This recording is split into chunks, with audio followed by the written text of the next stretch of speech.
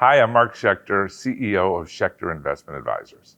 Selling a business is one of the most important decisions a business owner can make, both emotionally and financially.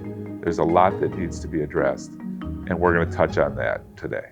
So many of my friends and clients have been going through the process of selling their business. Many have sold, many are thinking about selling, and it's an extraordinarily critical time and emotional time, an important time in their lives. And I have seen people do it well, and I've seen people prepare for it poorly. So much of an individual's identity is often associated with the business that they've been operating. People are wondering what they're going to do with their lives post-sale. That can often get in the way of transacting a business. In addition, I and many of my clients who have sold are super concerned about their clients and their teammates and how the new buyer is going to treat them. All of that can be managed appropriately if the proper identification of buyers is done, enough communication with those buyers is done prior to any sale. So those are a few of the non-financial elements of decisions related to selling a business. Obviously, the financial piece is hugely important. Where is the business in its growth? Have we stagnated? Are we in hypergrowth? Where obviously valuations from buyers are much higher when we are growing, when businesses are growing.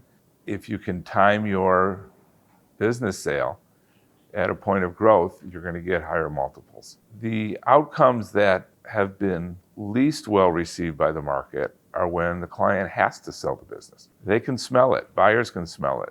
You want to be selling at a point where you don't need to sell the business. So I always encourage all my clients to be aware of the market, test the market.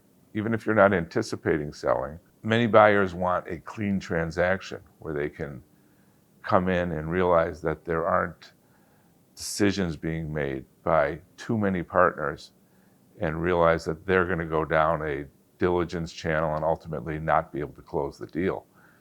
So you might want to look at buying out minority partners, cleaning up the structure of the business. On top of that, there's an element of prepping the business with systems and processes so that a buyer can step in, and the analogy of the founder or the owner getting hit by the bus is not a grave concern for the buyer. If there's too much knowledge in any level of leadership or management that's not documented, that will impact pricing again.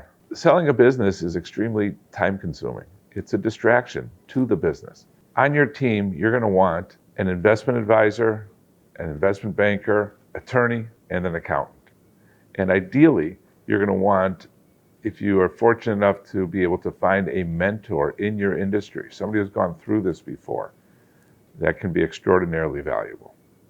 Every industry has nuances, and as you go to market, and as they had gone to market, they identified things that they did in their business or wish they had done in their business. Estate planning opportunities is a huge critical element. We worked with some clients who were thinking about sale to sell the stock of their business to family members. They had an estate, highly taxable estate. They transferred stock to their children at a point where they could price the business and sell to the children in a favorable light before they get any types of term sheets. Once you get term sheets that identify the value of your business, that's a valuation that you're going to have to stick to in any intra-family transactions.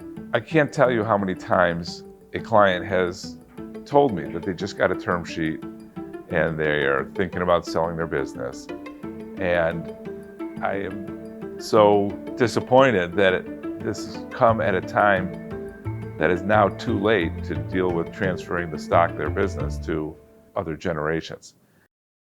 A lot of my clients are often debating between a strategic buyer and a private equity firm. It's very important to go down both channels, look at them, talk to people, talk to other sellers, talk to strategic buyers, talk to PE firms, and understand the difference. They're very different, as they often have different plans. Often private equity firms' plan is to come in, create more value, improve synergies, improve product, reduce costs, may be great for teammates and clients. So I highly encourage anybody considering sale to travel down both those paths of strategic and private equity. It's critical to create an environment of competition.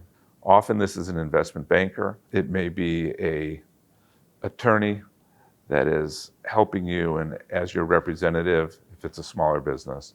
You have a valuable asset, and there are a lot of buyers that are going to see your business differently. You need somebody to assist you in increasing the demand for your business. From an income tax standpoint, there's two things that are critical to think about. One is, are there any teammates of yours that you envision transitioning phantom equity into actual equity, or making sure they get compensated at the point of a transaction? To the extent that you can make the capital gains rates long-term instead of short-term, they will also be better off. The second important thing to consider with income taxes is state income tax rates. And if you're in a highly taxed state like New York or California, you may be more likely to move a residence before sale of transaction. That may be extreme for some of our clients, but many of them love the idea of saving every penny of tax that they can. As you're assessing whether or not to sell a business, I have often found that sellers are not aware of the investment returns that they can receive on their proceeds. And they may be underestimating or overestimating what they can return. And I met with a client who was thinking about selling their business and was thinking that they could lock in a 4% return. And they weren't going to be able to get enough value for the business to replace the income they pull out of that business each year. We realized they were really underestimating what they could earn in public and private markets. And ultimately, that allows them to accept a lower sale price. Post-sale, our clients are now sitting with a lot of money and no business. And they were experts in their business that they just sold. They are rarely experts in investing their money. A lot of our clients have been investing with an advisor who may not have been as knowledgeable in all of the different asset classes. And prior to their sale, they had 10% of their net worth was invested with an investment advisor in a 60-40 stock bond portfolio. And they weren't that focused on it because they had 90% of their net worth in their business. Now, your business is investing. A financial advisor adds value in many ways. And starting with your cash flow needs post-sale. Often sellers have enough wealth to do anything that they want to do, but often they are fearful because they haven't been in this position before. A financial advisor can deal with logistics of how it's coming in, little things that make clients comfortable.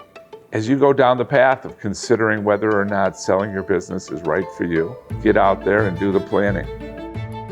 I hope you learned something today. And as you're considering or even thinking about considering selling your business, be happy to guide you through the process.